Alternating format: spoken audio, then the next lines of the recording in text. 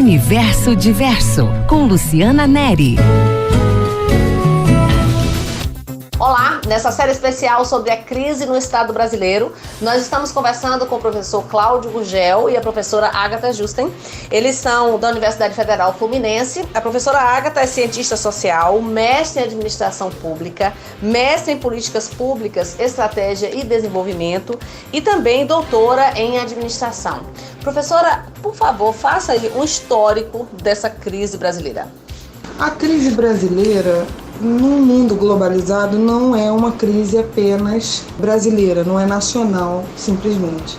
E embora nós estejamos passando por um processo bastante intenso de reformas em decorrência da crise, para que a gente entenda de onde ela surgiu, a gente precisa voltar um pouco na história, e não só na história brasileira, mas na história do capitalismo nos últimos 40 anos.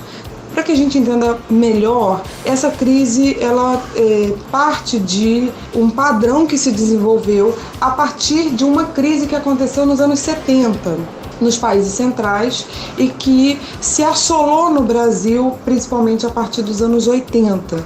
Esse padrão é conhecido como um padrão liberalizante, um Estado liberalizante ou neoliberal, que surgiu nos países centrais e que foi imposto e desenvolvido nos países periféricos, no caso do Brasil, da América Latina, como um mecanismo de resolver o problema principalmente dos setores do empresariado, o que a gente chama de burguesia. Quais as características específicas desse padrão? O que vocês chamam de padrão?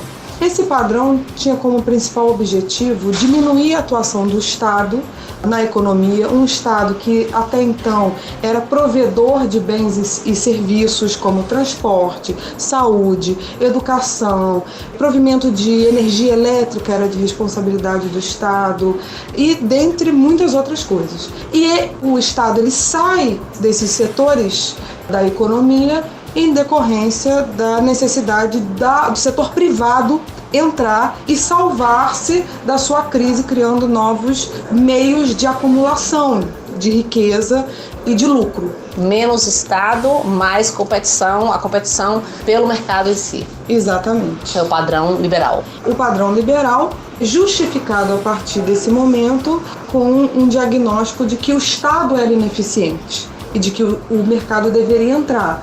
Mas, concretamente, o que aconteceu foi a criação de novos espaços para a atuação do mercado com vistas ao lucro. Ok? E amanhã a gente volta continuando a falar sobre a crise no Estado brasileiro.